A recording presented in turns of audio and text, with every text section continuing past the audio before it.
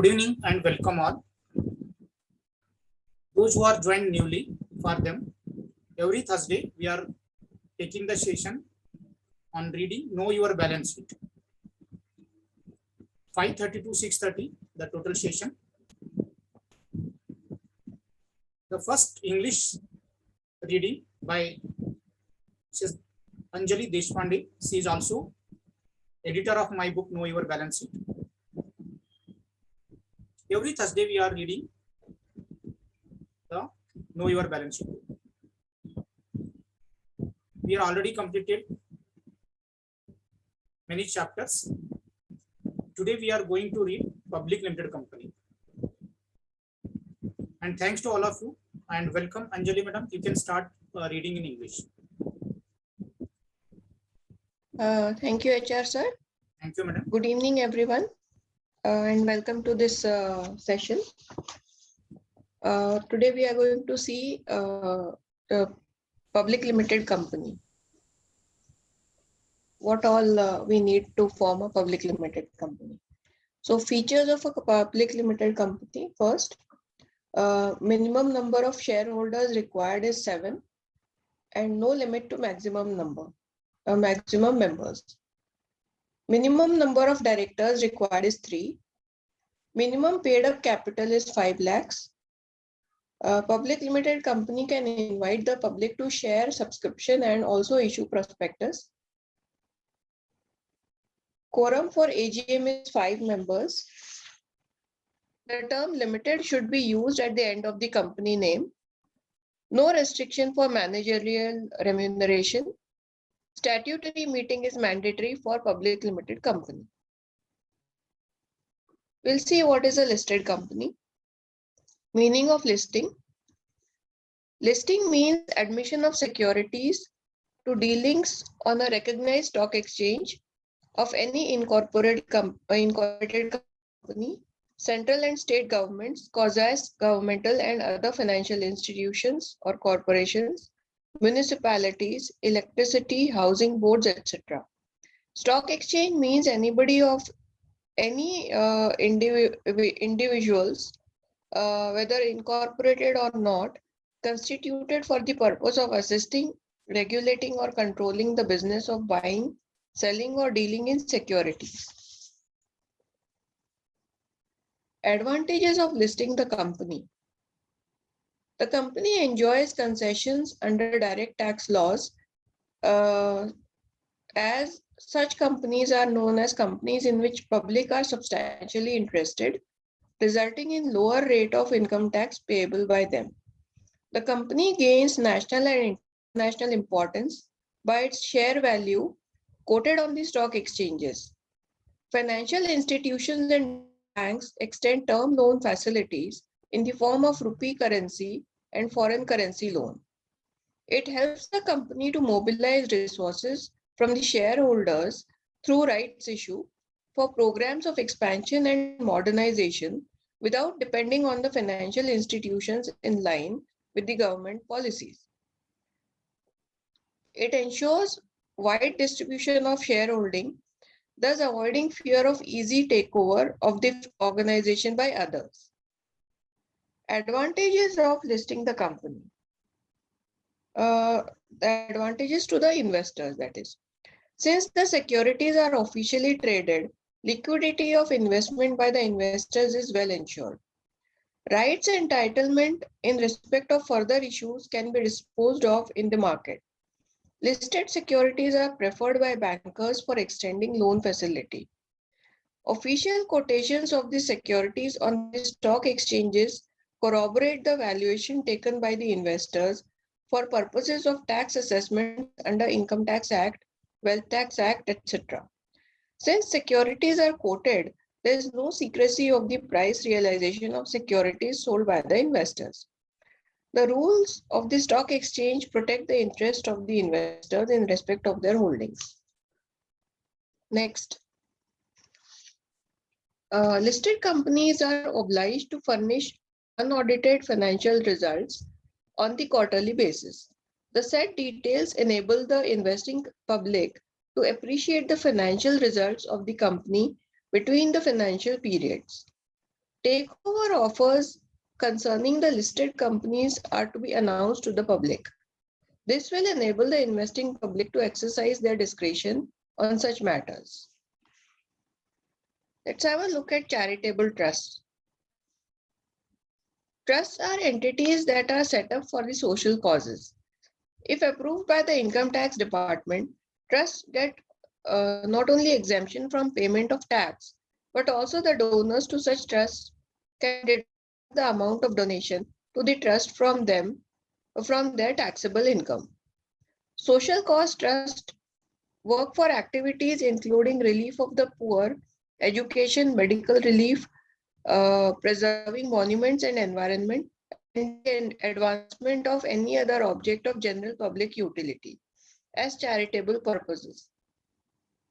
Companies formed under Section 8 of the Companies Act for promoting charity also receive benefits under law, including exemption from various procedural provisions of the Companies Act, either fully or in part, and are also entitled to such other exemptions that the central government may accord through its orders.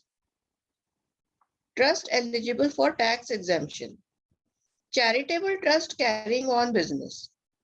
The income from a business conducted by a charitable trust shall qualify for tax exemption provided certain criteria are fulfilled.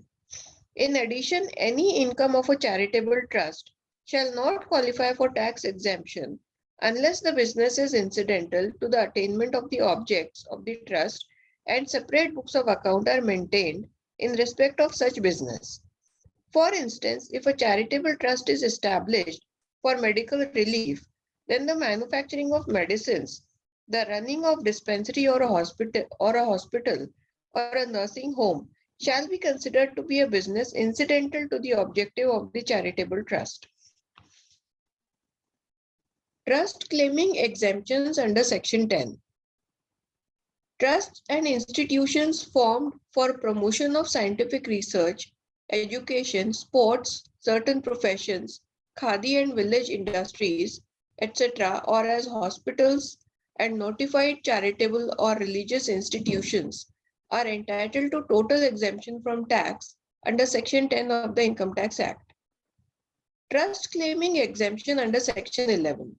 Section 11 lays down that income, profit, or gain derived from property held under trust or other legal obligation wholly for religious and charitable purposes shall not be included in the total income of the trust or institution insofar as such income is applied or accumulated for application to such purposes. Registration of charitable trusts under Section 80G and 12AB. Registration of charitable trust is valid for 5 years from the date of registration. After that, trust has to get registered again before expiry of the period. Trust can claim deduction of Income Tax Act income tax only if it is registered under Section 12AB. Receiver of donation can claim deduction of 50% contribution in charitable trust only if trust is registered under Section 80G. An entity making fresh application for approval under Section 10 83C for registration under Section 12AB or for approval under Section 80G shall be provisionally approved or registered for 3 years on the basis of application without detailed inquiry, even in the cases where activities of the entity are yet to begin. And then it has to apply again for approval or registration, which, if granted, shall be valid from the date of such provisional registration. Such exempted entities should furnish a statement of donation received and issue a certificate to the donor so that the deduction claimed by the donor in his or her tax return can be cross-checked so that one can claim deduction of 50% of his or her total deduction.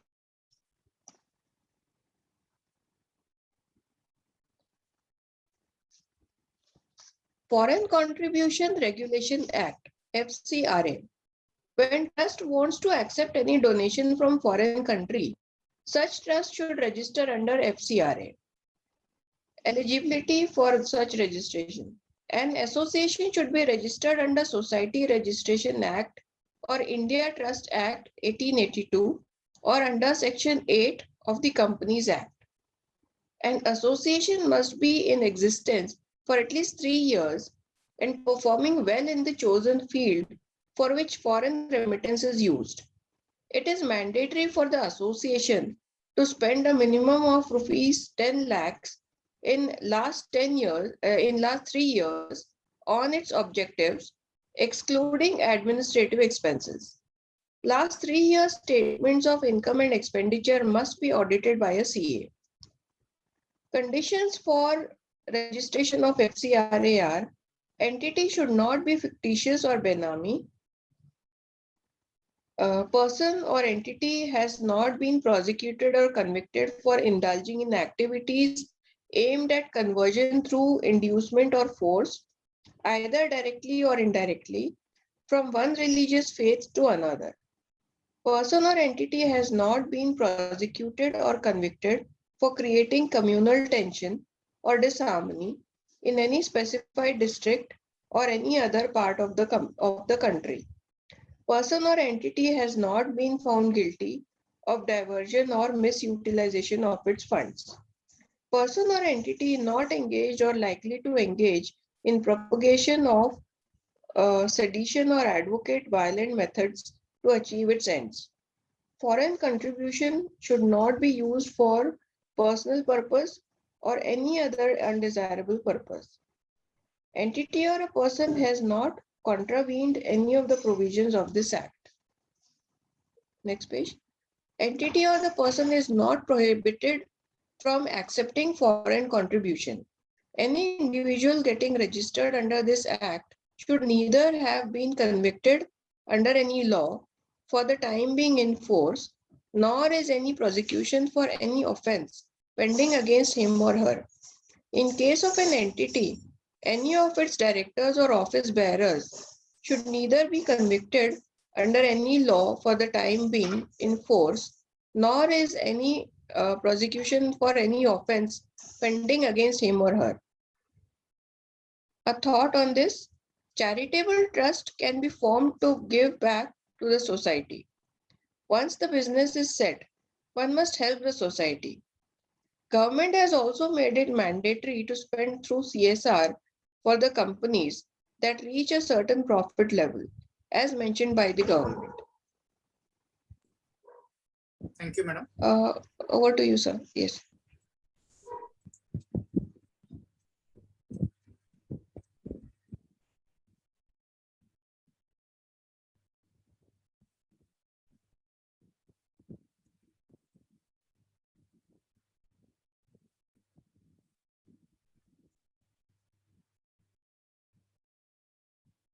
Good evening and welcome all of you.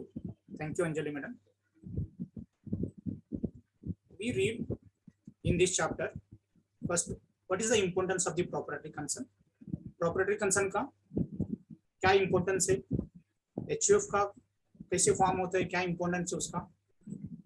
उसके बाद में हम लोग partnership form में भी registered partnership forms, unregistered partnership form, उसका advantages क्या है, डिसएडवांटेजेस क्या है, ये भी हम लोग ये चैप्टर्स में देखा. हम लोग लास्ट वीक में advantages and disadvantage of LLP as well as private limited company का हम लोग लास्ट वीक में देखा. इस वीक में हम लोग पब्लिक लिमिटेड कंपनी में हम लोग क्या क्या उसका फ्यूचर से और उसका क्या फायदा है हम लोग देखेंगे. पब्लिक लिमिटेड कंपनी का क्या फ्यूचर्स है? बहुत सारे लोगों को पब्लिक लिमिटेड कंपनी के बारे में पता नहीं है. हम लोग उसका डिस्क्रिप्शन, उसका फीचर्स क्या है, उसका एडवांटेजेस क्या है, ये सब हम देख लेंगे. और लिस्टेड कंपनी भी बहुत सारे लोगों को जानकारी नहीं है, उसके लिए उसके बारे में भी हम लोग आज डिस्कशन करेंगे. उसके बाद में हम लोग चैरिटेबल ट्रस्ट के बारे में भी हम लोग डिस्कस करेंगे. Feature of the public limited company, जैसे प्राइवेट लिमिटेड कंपनी में 2 मेंबर्स लगते हैं, 2 शेयर होल्डर लगते हैं. जैसे पब्लिक लिमिटेड कंपनी में मिनिमम 7 मेंबर्स लगता है. पब्लिक लिमिटेड कंपनी में डायरेक्टर 3 लगता है, जैसे प्राइवेट लिमिटेड में 2 लोग लगता है. Minimum paid up capital 5 lakh चाहिए पब्लिक लिमिटेड कंपनी में, और प्राइवेट लिमिटेड कंपनी में ऐसे कुछ रिस्ट्रिक्शंस नहीं है। Public limited company can invite the public to share subscription, means बाहर लोगों का शेयर इशू के लिए public limited company they can issue the shares and they can issue also prospectus. quorum of the AGM, जैसे private limited company में 2 लोग चाहिए, but public limited company में मिनिमम 5 लोग चाहिए एजीएम के लिए। The term limited should be used at the end of the company. जैसे हम लोग लास्ट वीक में देखा है, जैसे प्राइवेट लिमिटेड कंपनी आपका XYZ प्राइवेट लिमिटेड कंपनी है, उसका आपका नाम के बाद XYZ प्राइवेट लिमिटेड कंपनी आपको मेंशन करना जरूरी है। वैसे लिमिटेड कंपनी में भी आपका XYZ लिमिटेड कंपनी लिखना बहुत जरूरी है। No restriction on managerial remunerations, manager remuneration का कुछ रिस्ट्रिक्शंस नहीं है, आप कितना भी दे सकते subject to profit. Statutory meeting is mandatory for public limited company, statutory meeting public limited के लिए कंपलसरी है। लिस्टेड कंपनी, लिस्टेड कंपनी क्या होता है? अभी हम लोग बहुत सारे लोग हम शेयर्स में इन्वेस्ट करते हैं, डीमैट अकाउंट हम लोग ओपन किया हुआ है, बट कंपनी में कैसे ये वर्क होता है, मीन्स आपका शेयर्स लिस्टेड हुआ क्या नहीं हुआ, तो कैसे आप समझना चाहिए, मीन्स लिस्टेड मीन्स क्या, स्टॉक एक्सचेंज मीन्स क्या, ये सब चीजें हम लोग आज डिस्कशन करेंगे। Listing means admission of security to dealing in recognised stock exchange of any incorporated company. जिसे आपका जो शेयर है वो लिस्टिंग हुआ स्टॉक एक्सचेंज में, तो आपका शेयर्स लिस्टिंग हम बोल सकते हैं। लिस्टिंग कौन कौन कर सकते हैं? Company incorporated company, central state governments, quasi governmental companies and other financial institutions, corporations, municipalities, electricity, housing boards, ये सब लोग उनका शेयर्स वो लोग लिस्टिंग कर सकते हैं। स्टॉक एक्सचेंज मींस क्या? It's a body of individual whether incorporated or not, constituted for the purpose of stock exchange का काम क्या है? It's assisting, regulating, controlling the business of buying and selling or dealing in security. Stock exchange का काम क्या है? आपका जो शेयर्स है उसको असिस्ट करेंगे, रेगुलेट करेंगे, उसमें कुछ मॉनिटरिंग करेंगे शेयर के बारे में, कुछ उसमें एक्सचेंज में कुछ मैसेज लीक नहीं हो रहा है क्या, उसका कुछ कंट्रोलिंग सिस्टम, कुछ ऑफेंस हुआ तो उसको कितना पेनल्टी लगना चाहिए, ये सब चीजें मॉनिटरिंग करने वाला है वो स्टॉक एक्सचेंज है। आपका जो भी shares buying, selling, dealing in security जो होता है, इससे all thing monitoring, assisting, regulating by the stock exchange, हम लोग इसको सीबी बोल सकते हैं। लिस्टेड कंपनी का क्या क्या एडवांटेजेस है? लिस्टेड कंपनी को टैक्स बेनिफिट मिलेगा और लिस्टेड कंपनी को नेशनल एंड इंटरनेशनल का इंपॉर्टेंस भी उसको मिलेगा। जैसे लिमिटेड कंपनी तक आप सिर्फ इंडिया में आपका शेयर्स लोग परचेज होता है, बट लिस्टेड कंपनी में ऑल ओवर वर्ल्ड आपका शेयर्स परचेज कर सकते हैं, उसके लिए आपको national as well as international भी आपको इंपॉर्टेंस मिल सकते हैं उसमें। Financial institution and bank extend term loan facilities in form of rupee currency as well as foreign currency loan. आप एज ए कंपनी आप इंडियन में भी लोन, इंडियन करेंसी भी लोन ले सकते हैं और फॉरेन करेंसी भी आप लोन ले सकते हैं। लिस्टेड कंपनी का एक सबसे बड़ा अपना फायदा है उसमें। It helps the company to mobilize resources from the shareholding through right issues. Company को कुछ एक्सपेंशन करना है तो वो राइट इशू भी करके उनका फंड उसमें रेज करके बिजनेस एक्सपेंशन कर सकते हैं if it is a listed company. Listed company में आपको ये भी देखना है, जैसे आपका कंपनी है, सपोज आप 51% से शेयर होल्डिंग बाहर लोगों को आपने इशू किया, तो आपका कंट्रोलिंग सिस्टम भी जा सकते हैं। उसके लिए आपको ये देखना है, आपका जब शेयर्स आप इशू करेंगे तो कैसे आप शेयर्स कंट्रोलिंग रखना चाहिए, ये भी आपको देखना बहुत जरूरी है। Advantage of the listing companies to the investor. Listing company के लिए इन्वेस्टर के लिए क्या क्या फायदा हो सकते हैं? जैसे आप शेयर आप डीमैट अकाउंट से आप शेयर परचेज करेंगे, आपके लिए क्या क्या फायदा हो सकते हैं इसमें से? Since the security are officially traded, liquidity of the investment by the investor is well ensured. Means आप जब भी चाहिए आप परचेज कर सकते हैं, जब भी चाहिए आप सेल कर सकते हैं, उधर कुछ लिमिटेशंस नहीं है। सिर्फ आपको ये देखना है मैंने जो शेयर्स लिया है वो प्रॉफिट में है क्या, लॉस में है, आप ये देख सकते हैं। सपोज आपको लिक्विडिटी का जरूरत है, आप इमीडिएटली वो शेयर आपने सेल कर सकते हैं उसमें। And right entitlement in respect of further issues, आप एज ए शेयर होल्डर आपने शेयर्स लिया, आपको राइट भी, आप राइट इशू भी आपको ले सकते हैं आपने as a shareholder. Listed company का आप सपोज शेयर है, आप उसको बैंक में रख के लोन भी ले सकते हैं। जैसे बाकी शेयर से भी ज्यादा आपका सपोज कंपनी लिस्टेड कंपनी का आपने शेयर्स लिया, it's like a assets, means आपने जैसे गोल्ड परचेज किया, बाकी इमोबल असेट्स जैसे फ्लैट्स सब आप मॉर्गेज करके जैसे लोन लेता है, ऐसे आप लिस्टेड सिक्योरिटी भी बैंक में रख के आप लोन इसका ले सकते हैं। जैसे जो शेयर है ये ऑलरेडी स्टॉक एक्सचेंज में लिस्टेड है और उसका वैल्यूएशन भी ऑलरेडी डिसाइड हुआ है, उसके लिए आपको वापस इनकम टैक्स के लिए और वेल्थ टैक्स के लिए सेपरेट वैल्यूएशन करना कुछ जरूरत नहीं है। It's already valued by the stock exchange, आप वो वैल्यूज आप कंसिडर कर सकते हैं। ये सबसे इंपॉर्टेंट फायदा अपना इन्वेस्टर के लिए हो सकता है। Since securities are quoted there is no any secrecy of the price, means जो सिक्योरिटी जो शेयर्स होता है वो डीमैट अकाउंट सबके लिए सेम शेयर होता है, अरे इसके लिए अलग उसके लिए अलग ऐसा नहीं होता है, क्योंकि वो शेयर ऑलरेडी स्टॉक एक्सचेंज में ट्रेड होता है। आप उधर शेयर प्राइस पे आप चेक कर सकते हैं, उधर ज्यादा से ज्यादा ट्रांसपेरेंसी आपको शेयर परचेज में मिल सकती है उसमें। The rules of the stock exchange protect the interest of the investors. जो स्टॉक एक्सचेंज का जो रूल है इट्स वेरी स्ट्रिक्ट रूल, उधर बहुत ह्यूज पेनल्टी है, around 25 crore, more than 25 crore penalty है। Suppose if done anything offence, उसके लिए स्टॉक एक्सचेंज का जो भी रूल्स है वो स्ट्रिक्ट है, उसके लिए इन्वेस्टर का जो इंटरेस्ट है उधर भी ज्यादा से ज्यादा लिस्टेड कंपनी का प्रोटेक्ट होता है। लिस्टेड कंपनी जो है वो quarterly unaudited financial statement submit करना पड़ते हैं। इससे क्या होगा, एवरी क्वार्टर आपने जब शेयर परचेज किया हुआ है उस कंपनी का एनालिसिस, प्रॉफिट और लॉस ऑफ एनालिसिस करने के लिए आपको इजी हो सकता है। अभी बाकी कंपनी में हम लोग ईयरली बैलेंस शीट करके आरओसी को सबमिट करते हैं, but in case of listed company they should submit unaudited financial statement every quarter. Every quarter आप उसका रिजल्ट एनालिसिस करके आप शेयर्स का वैल्यूज आप चेक कर सकते हैं, मींस मेरा शेयर्स बढ़ रहे हैं क्या, कैसे होगा, क्या होगा। आपको एक इजीली फाइनेंशियल स्टेटमेंट एनालिसिस करके आप एनालिसिस कर सकते हैं आपका शेयर्स के बारे में। बाकी कंपनी का बैलेंस शीट सिर्फ एक साल में एक बार होता है। Takeover offers concerning listed company are to be announce to the public. जैसे कंपनी का टेक ओवर और मर्जर होता है वो भी एडवांस में अनाउंसमेंट हुआ रहते हैं, वो भी इन्वेस्टर के लिए फायदा है। आपको हर एक इंफॉर्मेशन आपको ट्रांसपेरेंसी इधर आपको मिलता है, सब आपका शेयर्स का क्या होने वाले आगे इन फ्यूचर्स में, उसके लिए लिस्टेड कंपनी का ये सबसे एडवांटेजेस है आप शेयर्स परचेस करने से। ये हो गया पब्लिक लिमिटेड कंपनी एंड अपना listed company. Next will go to charitable trust. Charitable trust के बारे में भी हम लोग आज डिस्कशन करेंगे। ये चैरिटेबल ट्रस्ट होता क्या है? जो ट्रस्ट होता है वो सोशल कॉज के लिए फॉर्म्स होता है। जैसे बहुत सारे लोगों का एक लेवल तक आ गया, उनका बिजनेस सेटअप हो गया, तो उनको लगता है कुछ हम लोग सोसाइटी के लिए भी वापस हम कुछ दे देंगे। उस टाइम पे लोग क्या करते हैं, उनका खुद का भी ट्रस्ट फॉर्म करके उन्होंने सोशल एक्टिविटी कर सकते हैं, या वो खुद डोनेशंस दूसरा ट्रस्ट को भी दे सकते हैं। ट्रस्ट जो है वो आपने फॉर्म किया और आपने 12AB का रजिस्ट्रेशन भी लिया, तो आपका इनकम टैक्स भरने का जरूरत नहीं, मीन्स आपका ट्रस्ट टैक्स फ्री हो जाएगा, मीन्स आपका जो भी इनकम है वो एग्जम्पशंस हो जाते हैं। ये हो गया ट्रस्ट का।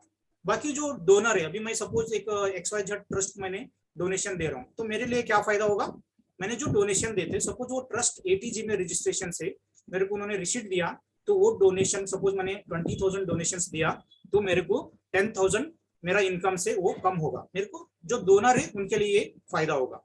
चैरिटेबल ट्रस्ट में जनरली चैरिटेबल ट्रस्ट क्या क्या काम करते हैं, तो they are doing relief of the poor, education, medical relief, preserving and monitoring of the environmental, जो एनवायरमेंट का प्रोटेक्ट करने का जो भी एक्टिविटीज है वो, और advancement of any other general public utility as a charitable purpose. अभी आपने देखा रहेगा कोविड में बहुत सारे लोग सोशल एक्टिविटी किया हुआ है, और किट देना है और गरीब लोगों को बहुत सारे खाना खिलाना, ये सब जो एक्टिविटीज है ये जनरल पब्लिक यूटिलिटी में होता है। जो ट्रस्ट जो भी एक्टिविटी में ये सब खर्चा करता है, तो that is allowed as a expenses. उसका जो भी इनकम, कोई लोग उनको डोनेशन देते तो वो ट्रस्ट को टैक्सेबल नहीं है, बट जो डोनेशन दे रहे उनके लिए ATG में वो डिडक्शन क्लेम कर सकते हैं। ये हो गया trust as per Indian trust act के हिसाब से आप ये सोशल एक्टिविटी कर सकते हैं। और दूसरा सेक्शन 8 कंपनी भी आप फॉर्म कर सकते हैं। जैसे आपने नॉर्मल कंपनी फॉर्म करते हैं, ऐसे आपने सेक्शन 8 कंपनी भी कंपनी फॉर्मेशंस करके आप चैरिटेबल एक्टिविटीज में कर सकते हैं। जैसे ट्रस्ट का बेनिफिट मिलता है, ऐसे सेक्शन 8 कंपनी को भी बाकी सब डिडक्शंस, बाकी सब एग्जम्पशंस, ये सब चीजें आपका कंपनी को मिलेगा। Trust eligible for tax exemption, charitable trust carrying on business. The income from a business conducted by charitable trust shall be qualified for tax exemption. Certain criteria should be fulfilled. अभी बहुत सारे लोगों का एक question रहता है, मेरा भी सपोज मेरा ट्रस्ट है, ट्रस्ट वो बिजनेस एक्टिविटी भी कंडक्ट कर सकते क्या? यस, कर सकते, बट उसके लिए कुछ कंडीशन है। उसके लिए क्या कंडीशन है? आपका जो ट्रस्ट का मेन एक्टिविटी है उसका इंसिडेंटल एक्टिविटी होना चाहिए जो बिजनेस आप करता है। फॉर एग्जांपल अभी सपोज आपका हॉस्पिटल है, hospital is the main activity of the trust. उसके साथ में आपका मेडिकल रिलीफ है, मैन्युफैक्चरिंग ऑफ मेडिसिन है, रनिंग ऑफ डिस्पेंसरी है, ये सब जो हॉस्पिटल रिलेटेड जो भी एक्टिविटीज है वो बिजनेस एक्टिविटी रहा तो भी उसको टैक्स एग्जम्पशन में आपको एज ए ट्रस्ट कंसिडर हो सकता है। Trust claiming exemption under section 10. Trust and institution form for promotion of scientific research. जो ट्रस्ट है वो साइंटिफिक रिसर्च के लिए education, sport and certain professional, khadi and village industries etcetera as hospital notified for charitable and religious institutions are entitled to exemption under section 10. ये जो भी activity related जो trust है वो सेक्शन 10 में उनको इनकम टैक्स का एग्जम्पशन मिलेगा। Section 11 also will get the exemptions if any property held by the trust, and जो भी इनकम आएगा, जो इनकम आपने चैरिटेबल एंड रिलीजियस पर्पस के लिए आपने यूटिलाइजेशन किया, जो भी आपका इनकम मिलेगा वो प्रॉपर्टी से, वो भी अंडर सेक्शन 11 में आप एग्जम्पशन ले सकते हैं। Registration of charitable trust section 80G and 12AB, ये बहुत इंपॉर्टेंट है। अभी ये नया प्रोविजंस आया हुआ है, बहुत सारे जिसका ट्रस्ट है वो ध्यान से सुनना बहुत जरूरी है। पहले कैसे हम लोग एक बार 80G का रजिस्ट्रेशन लिया, 12A का हमने रजिस्ट्रेशन ले लिया, अपना काम खत्म हो गया, लाइफ लॉन्ग वो रजिस्ट्रेशन आपका परमानेंट हो सकता था।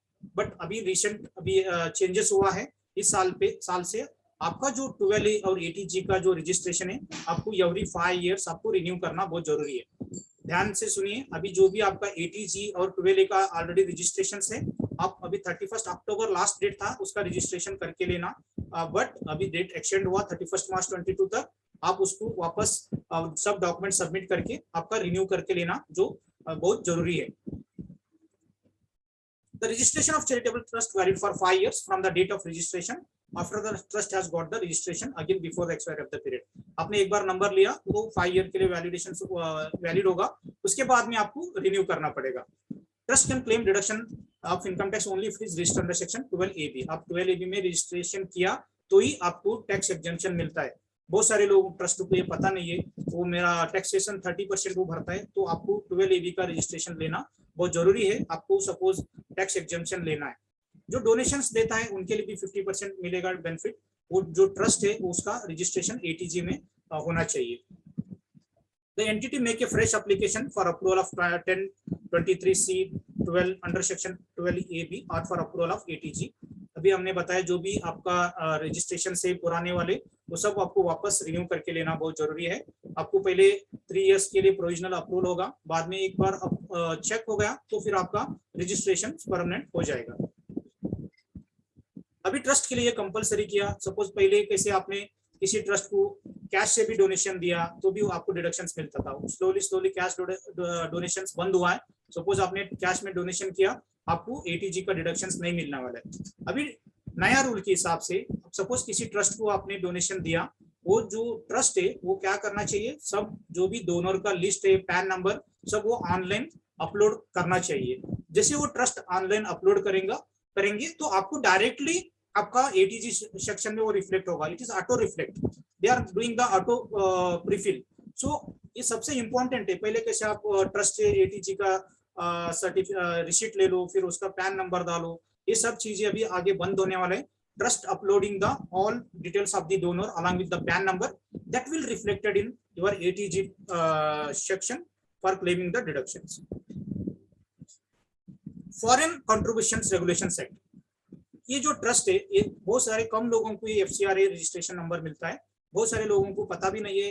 इवन उनके पास ट्रस्ट है तो उनको 12A है बट 80G भी है, बट उनके पास FCRA नहीं रहेगा। FCRA इसके लिए चाहिए, सपोज आप कुछ फॉरेन कंट्रीब्यूशन आपको लेना है तो आपको FCRA नंबर लेना बहुत जरूरी है।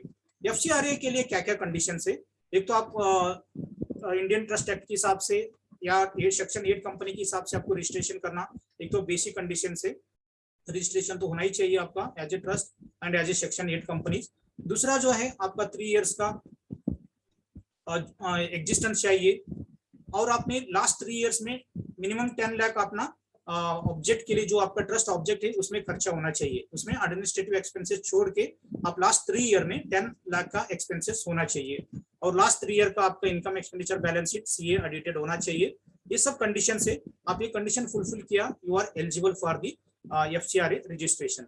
एफसीआरए के लिए क्या कंडीशन है? कंडीशंस बहुत है, क्योंकि एफसीआरए रजिस्ट्रेशन देते टाइम में मिनिस्टर ने बहुत सारी इंक्वायरी होता है उसमें, क्योंकि फॉरेन कुछ गलत फंड आपका ट्रस्ट में नहीं आना चाहिए, उसके लिए इंक्वायरी बहुत स्ट्रांग होता है, इनका इवन सीबीआई का भी इंक्वायरी होता है।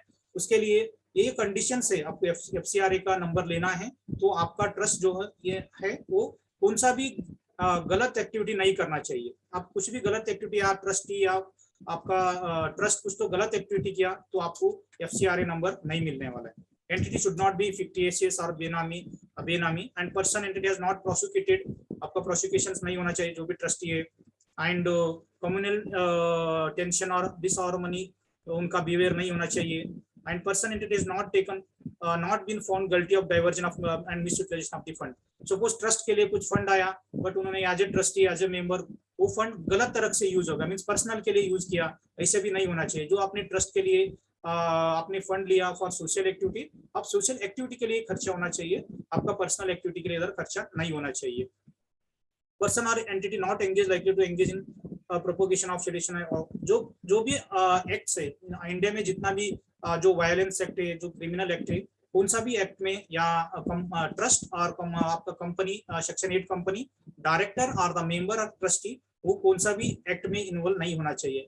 कोई भी एक भी आदमी उसमें कुछ ऐसे एक्ट्स में आ गया तो आपको एफसीआरए का नंबर नहीं मिलने वाले। Foreign contribution should not be used for personal purpose और any other अनडिजेबल purpose.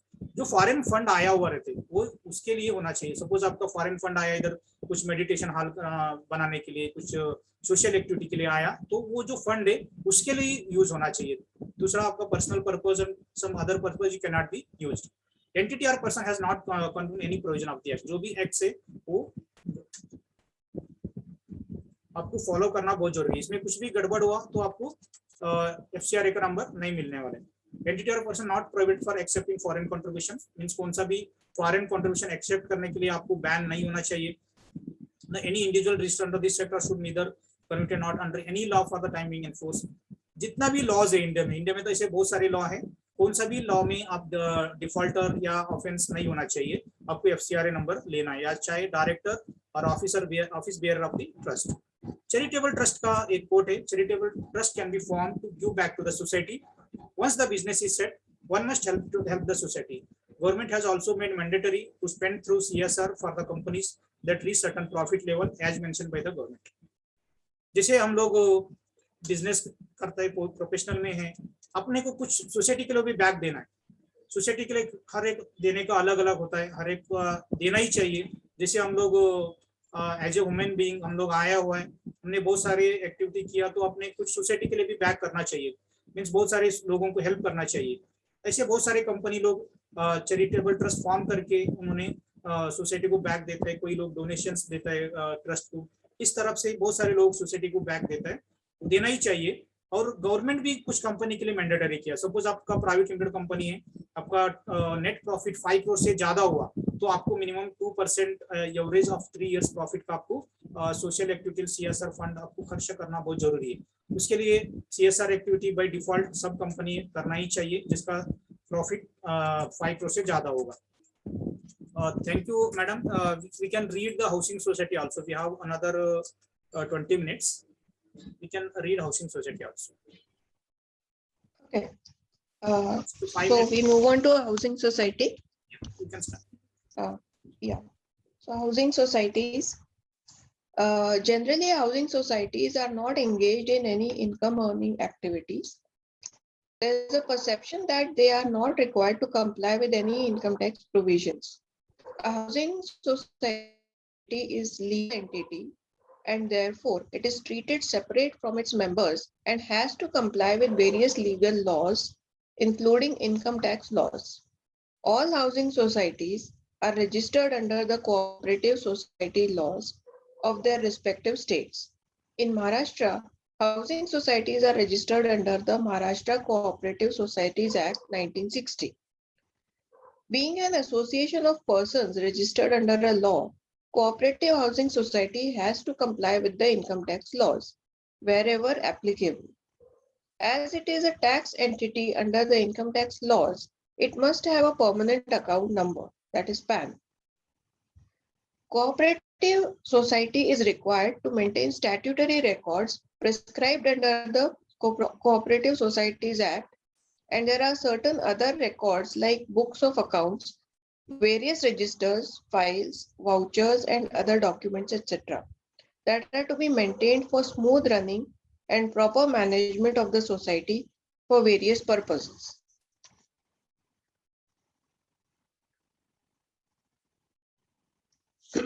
So what is a conveyance deed? The term deed means a written legal contract that binds the parties to its terms and can be proved in the court as evidence. The term conveyance is used when there is a transfer of ownership or legal title in the property from one person to another. Hence, a conveyance deed is a legal document between a transferor and a transferee, which proves that a title or ownership in the property, along with all other rights related to the property, have been transferred from one person to another. It informs that the property is free from any restrictions and disputes. Both parties sign it, and it can be produced in a court if any dispute relating to the agreement arises in future.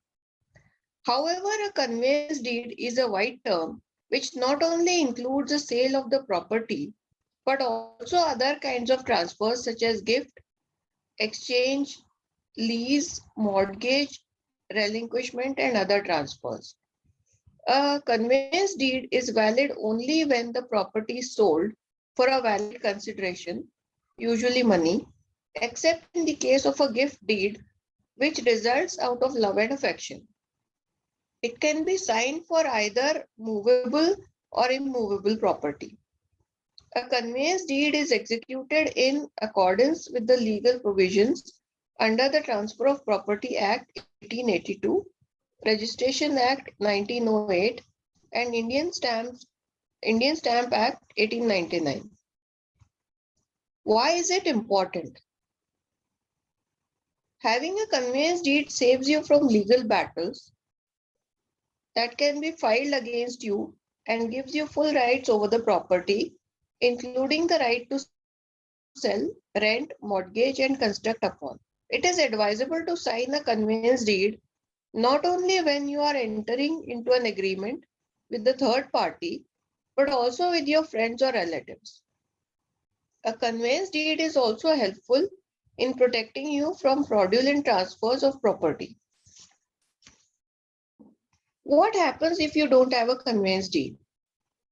Not signing a conveyance deed can lead you to great trouble. You won't be able to save yourself from legal disputes in the absence of any written legal document which can prove your legal title in the property. In the absence of the conveyance deed, you may face the following. You cannot become the absolute owner of the property. You cannot claim a valid title and interest in the property. Your property won't be registered in the government records, due to which all bills, including electricity, tax, and other bills, will be issued in the name of the original property owner. You may have to apply for costly and lengthy deemed conveyance process in case of non-cooperation by the builder. You may lose your rights of renovating, reconstructing the property even in circumstances such as natural calamities without permission of the original owner of the property. Therefore, it is advisable to sign the conveyance deed if you are planning to transfer your property to another person. Records to be maintained by a housing society are as follows. Nomination register, share register, I-form register, as per rules 32 and 65I, section 38I of the Maharashtra Cooperative Societies Act 1960. J-form register as per rule 33, sinking fund register, monthly collection register, O-form register as per rule 73, rectification report under section 80 to 87, investment register, property register, under this information about property and other details. Then members list register, stock or dead stock register, and books of account. So what are the benefits available to cooperative housing society? Section 80P of the Income Tax Act allows certain deductions to cooperative societies, including cooperative housing society. While computing total income of a housing society, any income derived by way of interest or dividends from any other cooperative society is fully treated as exempt. Housing societies are mandated to keep their deposits with cooperative banks. So, concluding thought on cooperative housing society. Cooperative housing society is formed for mutual benefit. There is no motive to earn profit. Contribution from members is used for meeting expenses for maintaining the society. Conveyance deed is very important and many housing societies neglect it. With this, we conclude this chapter on types of organizations. Thank you very much. Over to you, HR sir. Thank you, madam.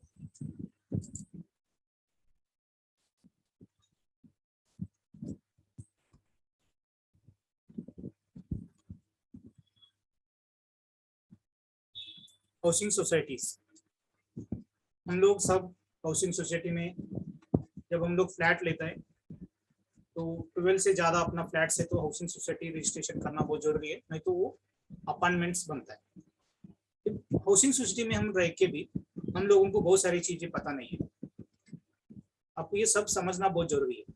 जैसे हम लोग बहुत बड़े amount investment करके हम लोग property लेता है, तो आपको ये पता होना चाहिए आपका जो भी डॉक्यूमेंट्स है वो परफेक्ट एग्जीक्यूट हुआ क्या, फिर नहीं हो तो उसका कॉन्सिक्वेंस क्या होगा। बहुत सारे लोगों का ये मिसअंडरस्टैंडिंग होता है कि जैसे मैंने रजिस्ट्रेशन किया, मेरा इंडेक्स टू रजिस्ट्रेशन हो गया, मैंने फ्लैट पोजीशन ले लिया तो मेरा काम खत्म हो गया, मैं I am the owner of that flat. No, अब तो ओनर सिर्फ फ्लैट का होता है, बट बाकी चीजें आप ओनर 100% ओनर आप कब होगा हम लोग आगे देखेंगे। पहले हम लोग ये देखेंगे हाउसिंग सोसाइटी होता क्या है। Housing society is not engage in the business of, जो हाउसिंग सोसाइटी है वो बिजनेस नहीं करता है, वो क्या करता है सब मेंबर से कॉन्ट्रीब्यूशंस लेके जो भी कॉमन एक्सपेंसेस होता है सोसाइटी के लिए वो खर्चा करता है। उधर प्रॉफिट मोटिव नहीं है, आपका जो हाउसिंग सोसाइटी है उसकी प्रॉफिट मोटिव नहीं है। The housing society is a legal entity separate from its member. उसके लिए उसको इनकम टैक्स का भी कंप्लायंस करना है। अभी बहुत सारे हाउसिंग सोसाइटी उनका पैन नंबर भी नहीं होता है। एज ए मेंबर आपका भी एक रेस्पॉन्सिबिलिटी होता है। बहुत सारे लोगों को ऐसे इंप्रेशन रहते हैं मेरा चेयरमैन है वो देखेगा, सेक्रेटरी है, ट्रेजरर है। नो, एज ए मेंबर आपको भी ये देखना है मेरा जो भी सोसाइटी का जो कंप्लायंस पार्ट है वो बराबर है क्या नहीं है, सही तरह से काम हो रहा है क्या नहीं हो रहा है, वो भी आपको देखना बहुत जरूरी है। All housing society are registered under cooperative society laws of respective states. जैसे महाराष्ट्र में अपना महाराष्ट्र कोऑपरेटिव सोसाइटी एक्ट 1960 के अंदर सब कोऑपरेटिव सोसाइटीज रजिस्ट्रेशन होता है। Being association person registered under law of cooperative housing society has to comply the income tax law. Income tax law है, GST law है, सब टैक्सेशन लॉ कंप्लाई करना बहुत जरूरी है। इसके लिए आपका पैन नंबर होना चाहिए, आपको जीएसटी भी एप्लीकेशंस होते हैं। कुछ सर्टन आपने मेंटेनेंस आपका अमाउंट्स बढ़ गया, you have to take the GST registration also. ये बहुत सारे मेंबर को पता नहीं होता, जब आपका नोटिस आएगा तो वो बहुत सब मेंबर को उसका बियर करना पड़ता है। उसके एज ए मेंबर आपको ये देखना है अपना जो हाउसिंग सोसाइटी है वो सब प्रॉपर कंप्लायंस कर रहे क्या नहीं कर रहे। Cooperative society is required to maintain statutory records, कुछ रिकॉर्ड्स है वो कंपलसरी मेंटेन होना ही चाहिए। आज एज ए मेंबर आप देख लीजिए आपका जो सोसाइटी है हाउसिंग सोसाइटी ये सब रजिस्टर मेंटेन हो रहे क्या नहीं हो रहे, आपको ये देखना है। आपका सब सिस्टमेटिक कंप्लायंस करना है हाउसिंग सोसाइटी को, आपको कंपलसरी रिकॉर्ड्स मेंटेन करना बहुत जरूरी है। What is the conveyance deed?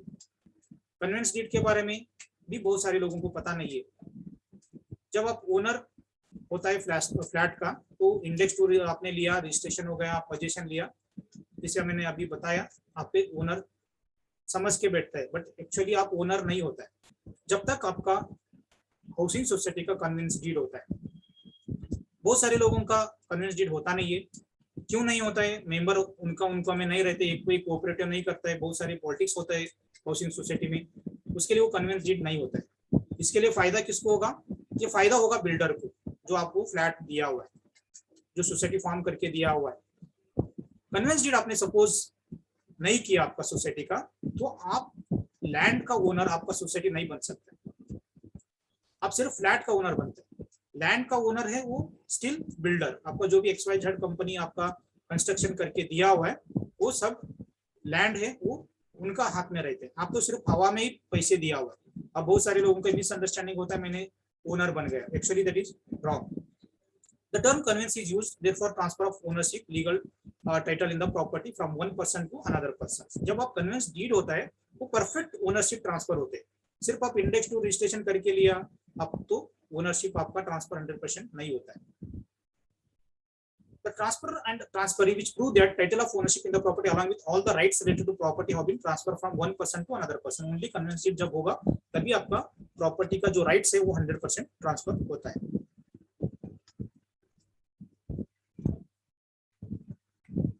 जैसे कन्वेंस डीड बनता है तो आपको ये भी समझ में आता है वो प्रॉपर्टी जो है वो कुछ डिस्प्यूट नहीं है, means mutually buyer and seller both are agree with the transactions, उसके लिए कन्वेंस डीड होना बहुत जरूरी है।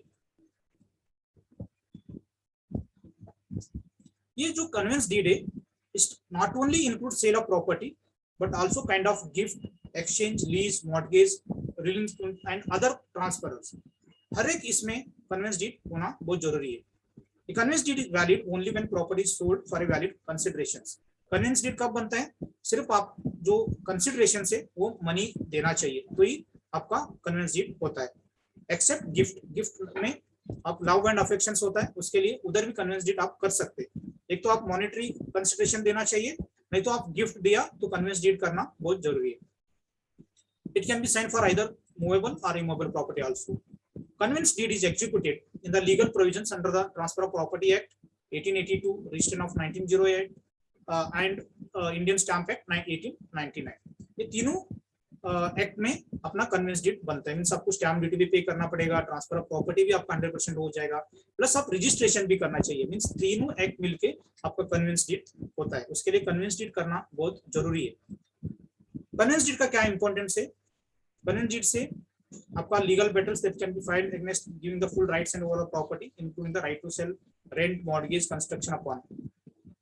सपोज आपका कन्वेंस डीड नहीं हुआ तो कुछ आपका कोऑपरेटिव सोसाइटी में कुछ अर्थक्वेक, कुछ तो रीजन से कुछ उसका डेमोलिशन हुआ, तो उसका नहीं तो आपको बहुत सारे उनका बिल्डिंग, ओल्ड बिल्डिंग हो गया, आपको वापस रिकंस्ट्रक्ट करना है, रिनोवेशन करना है, तो आपका कन्वेंस डीड नहीं किया तो आप सोसाइटी कंस्ट्रक्शन नहीं कर सकते। उसका ओनर कौन है? उसका owner still is the builder, builder के पास राइट्स है वो रीडेवलपमेंट करने का। उसके लिए आपको as a society conveyance deed करके लेना बहुत जरूरी है। Conveyance deed not only outsider, आपका कोई फ्रेंड्स है, रिलेटिव्स है, there is relation is different and document is different, so आपको कन्वेंस डीड करके लेना बहुत जरूरी है। Conveyance deed also protecting the fraudulent transfer of property. बहुत सारे प्रॉपर्टी, एक प्रॉपर्टी 10 लोगों को बेचा हुआ रहते हैं, वो भी आप कन्वेंस डीड करने से आपका ये भी आपका प्रॉब्लम सॉल्व हो सकता है। कन्वेंस डीड नहीं रहा तो क्या होगा? कन्वेंस डीड नहीं रहा तो you are getting in the trouble, आपका लीगल डिस्प्यूट से आप बच नहीं सकती क्योंकि आप ओनर नहीं है उसका 100%, उसके लिए आपको दिक्कत हो सकता है। In the absence of conveyance deed you may face the following. आपने कन्वेंस डीड नहीं किया तो आपको क्या क्या प्रॉब्लम हो सकते हैं? You cannot become the absolute owner of the property, 100% owner नहीं है। You cannot claim title and interest in the property, आप क्लेम नहीं कर सकते आप ओनर हो के भी। Your property won't be registered in the government record due to which the bills, electricity, आपने रजिस्ट्रेशन किया तो आपको सब होता है, बट कन्वेंस डीड से बाद भी आपका कुछ डॉक्यूमेंट्स आपका नाम से हो सकते हैं उसमें से। You may have to apply for costly and lengthy deemed conveyance process in case of non cooperation of the builders। जब आप सोसाइटी फॉर्म हो गया बट आपका कन्वेंस डीड नहीं हुआ, तो इसमें दो ऑप्शन होता है आपको। एक तो आप बिल्डर की तरफ से करके ले सकते हैं, वो बहुत इजीली हो सकते हैं, उसका जो प्रोसीजर है वो सिंपल है। सपोज सम टाइम बिल्डर आपका कन्वेंस डीड नहीं करके दिया, तो आपको राइट से एज ए सोसाइटी मेंबर आप इंडिविजुअल भी कन्वेंस डीड के लिए जा सकते हैं। इसके लिए थोड़ा लंबी प्रोसीजर है। बहुत सारे लोगों को ये ऐसे क्वेश्चन होता है कि बिल्डर अपना कोऑपरेट नहीं किया तो हम लोग कन्वेंस डीड कैसे हम करेंगे। अभी गवर्नमेंट ने उसके लिए भी एक सॉल्यूशन लेके आया, आप सब मेंबर एक होके सोसाइटी से आप खुद का कन्वेंस डीड आप खुद बना सकते हैं। कन्वेंस डीड नहीं रहा तो you may lose your right of renovation reconstructing property in circumstances such as natural calamities without permission of the original owner of the property. Suppose कुछ रीजन से आपको प्रॉपर्टी डेमोलिशन हुआ, नहीं तो ओल्ड हो गया, उसको रिकंस्ट्रक्शन करना है, तो भी आप कन्वेंस डीड नहीं रहा तो आप ये नहीं कर सकते। उसके लिए therefore it is advisable to sign conveyance deed if you are planning to transfer property to another person। conveyance deed होना बहुत जरूरी है। एज ए हाउसिंग सोसाइटी बहुत सारे बुक्स मेंटेन करना पड़ते हैं, ये भी बहुत सारे सोसाइटी मेंबर को पता नहीं होता है। तो उनका जब ऑडिटर उनका ऑब्जेक्शन लेगा, आपने ये बुक्स नहीं मेंटेन किया, वो बुक मेंटेन नहीं किया, तो उनको उस टाइम पे ध्यान में आ जाता है। उसके लिए as a member, as a society member, आप कुछ सोसाइटी का चेयरमैन है, ट्रेजरर है, आप सेक्रेटरी है, तो आपको ये भी ध्यान में रखना है अपना सोसाइटी में कौन सा बुक्स अकाउंट मेंटेन होना चाहिए। अपने पास नॉमिनेशन रजिस्टर होना चाहिए, शेयर्स रजिस्टर होना चाहिए, आई फॉर्म्स होना चाहिए, जी फॉर्म होना चाहिए, सिंकिंग फंड रजिस्टर होना चाहिए, मंथली कलेक्शन रजिस्टर होना चाहिए, ओ फॉर्म्स होना चाहिए, इन्वेस्टमेंट रजिस्टर होना चाहिए, प्रॉपर्टी रजिस्टर होना चाहिए, means information about the property and other details, member का लिस्ट होना चाहिए, stock and dead stock register, आपका पास जो भी स्टॉक्स पड़ा हुआ है, डेड स्टॉक है, उसके लिए भी रिकॉर्ड्स होना चाहिए, और बुक्स ऑफ अकाउंट तो होना ही चाहिए आपका ऑडिट के लिए। Benefit of available to cooperative society, section 80P of the income tax act, आपका जो भी इनकम है, मींस इंटरेस्ट इनकम है, डिविडेंड इनकम है, आप 80P में आप डिडक्शंस ले सकते हैं। बट उसके लिए कंडीशन से आपका जो इंटरेस्ट आने वाला है वो कोऑपरेटिव सोसाइटी से ही आना चाहिए, तो आपको डिडक्शंस मिल सकते हैं। Housing societies are mandated to keep their deposit with the cooperative banks only. आपका जो हाउसिंग सोसाइटी का डिपॉजिट है आप कोऑपरेटिव बैंक में ही रखना चाहिए, ये कंडीशन से आपको भी ध्यान रखना है। जो भी अकाउंट ओपन करना, आपको एक तो कोऑपरेटिव सोसाइटी में, बैंक में आपको अकाउंट ओपन करना है, आप ध्यान में रखना बहुत जरूरी है। Cooperative housing society is form for mutual benefit, there is no motive to earn the profit. जैसे हम लोग डिस्कशन किया, इधर कुछ प्रॉफिट मोटिव नहीं होता है जो कोऑपरेटिव हाउसिंग सोसाइटी में। एक मोटिव ऐसे होता है कि सब लोग मिलके कंट्रीब्यूशन करके सबके लिए खर्चा करना रहते हैं, इसके लिए इधर प्रॉफिट मोटिव नहीं होता है। Contribution from member use for meeting expense of the maintaining the societies, society maintenance के लिए ये कंट्रीब्यूशंस यूज होता है। Conveyance deed is very important and many housing society neglected it. आपका जाके आप चेक कर दीजिए आपका सोसाइटी का कन्वेंस डीड हुआ क्या नहीं हुआ। अब नहीं हुआ तो करके लीजिए, ये सबसे इंपॉर्टेंट है, नहीं तो आप लैंड का ओनर आप नहीं बन सकते। आप बहुत सारे छोटे छोटे चीज आप नेग्लेक्ट होता है, उसके लिए आपको ये ध्यान रखना है। इस सेशन होने के बाद आपको आपका फ्रेंड्स लोग, आपका कोई रिलेटिव्स हाउसिंग सोसाइटी में है तो उनको ये क्वेश्चन पूछिए, आपका सोसाइटी का कन्वेंस डीड हुआ क्या नहीं हुआ।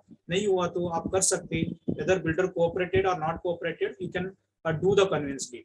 इसके लिए आप सब लोगों को ये देखना है, ये सबसे इम्पोर्टेंट सेशन का हम वो पार्ट बोल सकते हैं जो है अपना रूटीन में, ये सबके लिए अप्लीकेबल है। जैसे अभी public limited, listed company and बाकी जो चीजें है, ट्रस्ट, चैरिटेबल ट्रस्ट, ये बहुत कम लोगों पे, बट ये जो हाउसिंग सोसाइटी का है ये सबके लिए। मीन्स आप अभी आज मैं बैठा सेशन में, मेरा भी हाउसिंग सोसाइटी में मैं आज सेशन ले रहा हूँ, आप जो लोग बैठा हुआ है आपके हाउसिंग सोसाइटी में बैठा है, बट उसका कन्वेंस डीड हुआ क्या नहीं हुआ ये देखना सबसे इम्पोर्टेंट है। Thank you very much for all participants and thank you Anjali madam for giving your valuable time. All participants, thanks once again. And if you have any queries related to today's sessions, you can raise your hand or type in chat box. I will give the answer. We have another 3 minutes. If you have any queries, you can raise the hand. I will unmute you.